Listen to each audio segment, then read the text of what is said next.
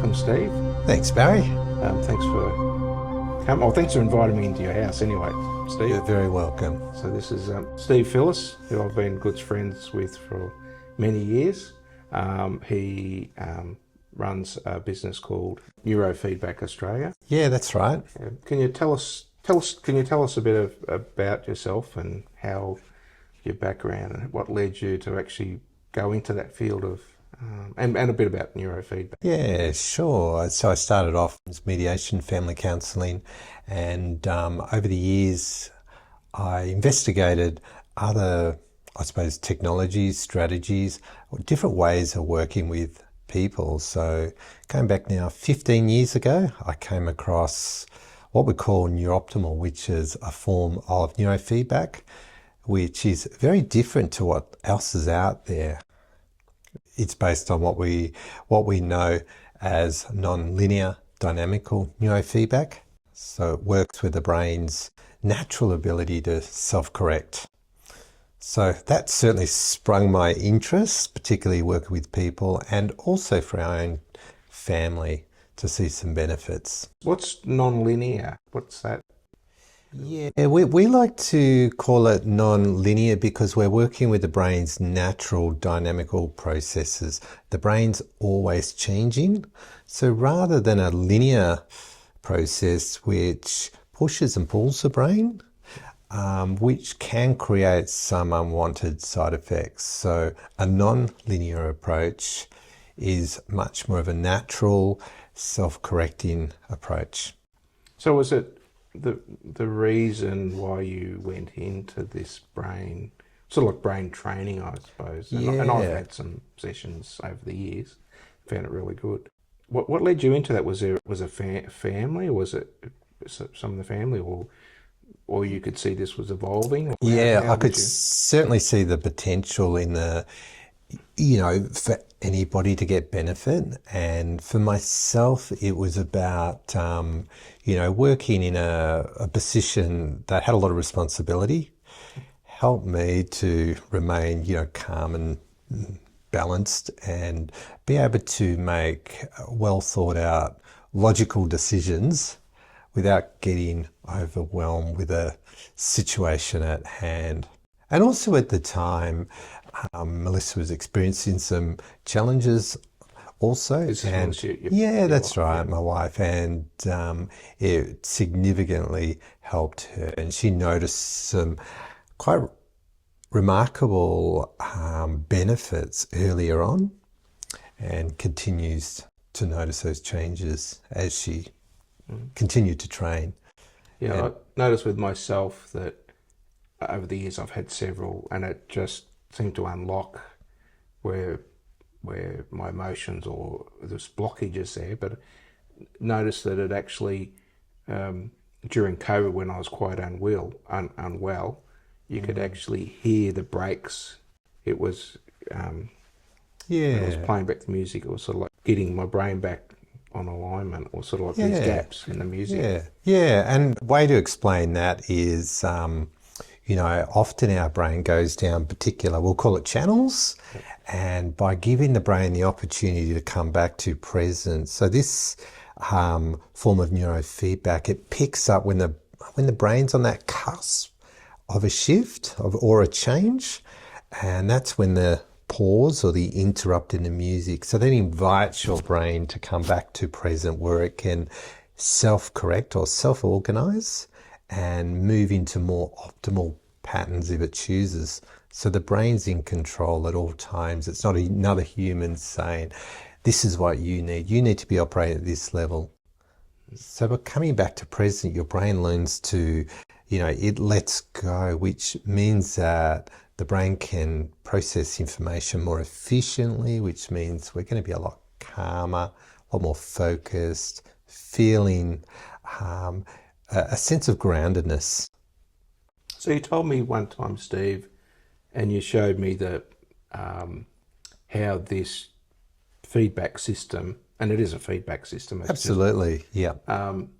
The scientific research and the top scientists in that field of I don't know what you might be able to what that is. Yeah.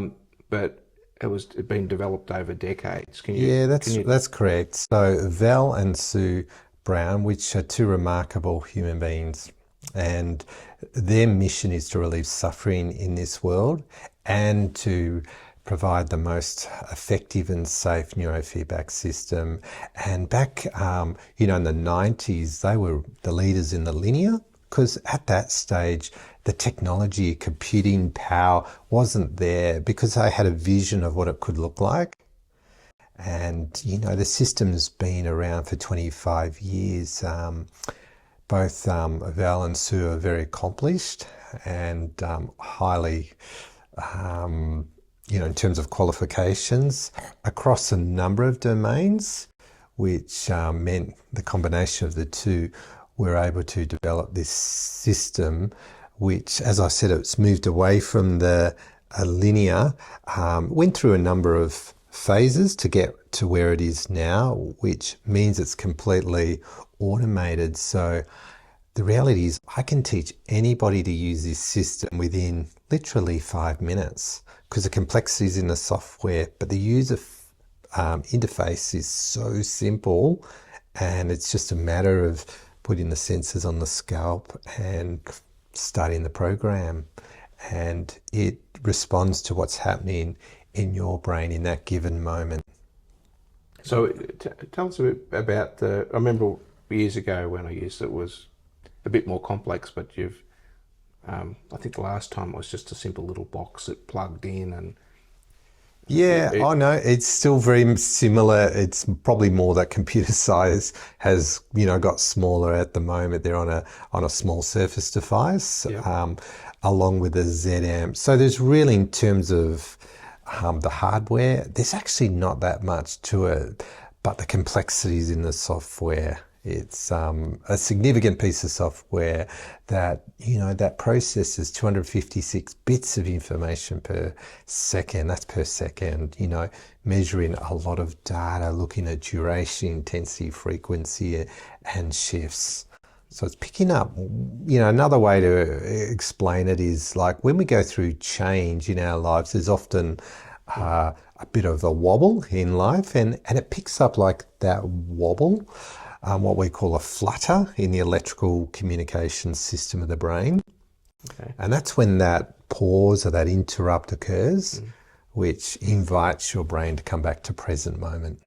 Because I noticed when during COVID I was quite ill, as you know, and you said to me, come out and have a neuro session, and I was suffering from anxiety and insomnia, and coming out having those sessions, it seemed to assist. Each one seemed to, and even it was at work, is overloaded, and just come out of those sessions. And I think I had it in the morning, and I went to work in the afternoon, and just had a lot more clarity. Was able to shoot emails off, which was just incredible. Yeah. Tell us. There was another video that you sent me. A lady who does. Pilates And things like that, and she was suffering. She was going through. Was it ADHD or something? It was probably more a lot of stress or post-traumatic stress disorder. Yeah, okay. Had a lot on her plate. Tell us a bit about that. How that's benefited them, if you can. Yeah, and I'll probably preface this by saying it is brain training, and we don't treat any conditions. Okay. So the brain just has this, when it gets the right feedback at the right time, it does naturally improve its own functioning.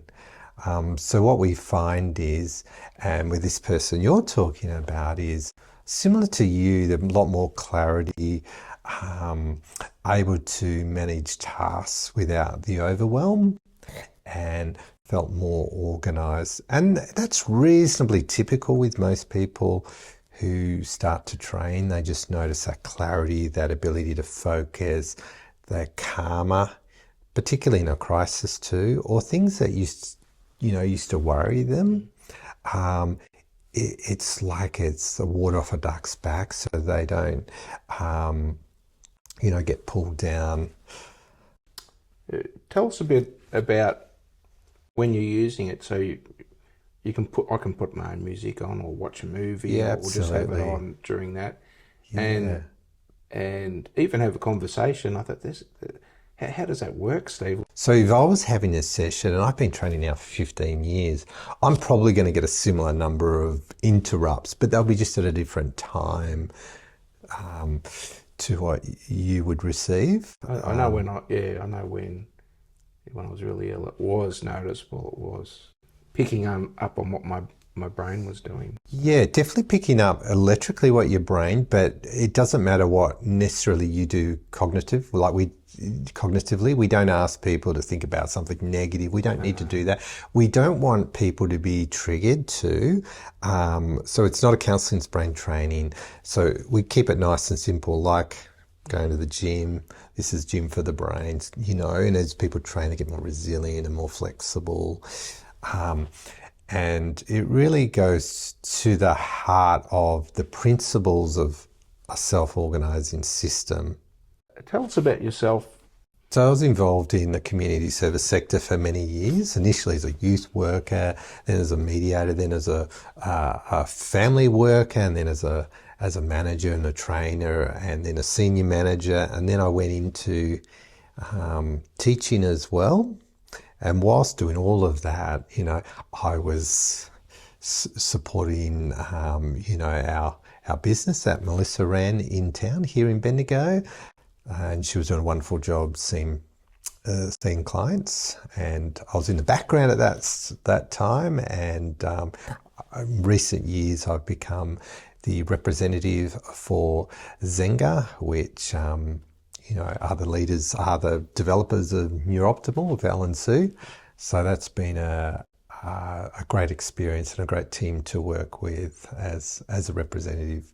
Yeah, and now having known you for more than, I don't know how many years, I lost track of the years, but more Maybe than 15? 15 years, Yeah, could be I'd say 15 so. years. Yeah. And I find that you're a very caring, giving person, and very down to earth, but a very caring person. You're always giving, and this neurofeedback was just like another thing that you're looking to help people. That seems to be your heart, and Yeah. which is blessing to a lot Thank of you. people Yeah. through that. So just wanted to Yeah, say it that. definitely feels like a part of the destiny Yeah. is to help people, particularly people who struggle with, the challenges, like, people are put into situations, no fault of their own, which has, long-lasting effects. And I've seen that. And to be able to help people in a way where they don't need to be re-traumatized. They don't need to talk about, their negative experience over and over and over, because that seems to strengthen the wiring, you see. So for you to be able to sit back and do nothing, even close your eyes, go to sleep, have a conversation, the training's going to work. So for me, and thank you for what you've said, it's probably an extension of who I am and part of my destiny, I believe. And I understand that you've been quite successful in introducing this technology, and it's a technology which is really helping a lot of people.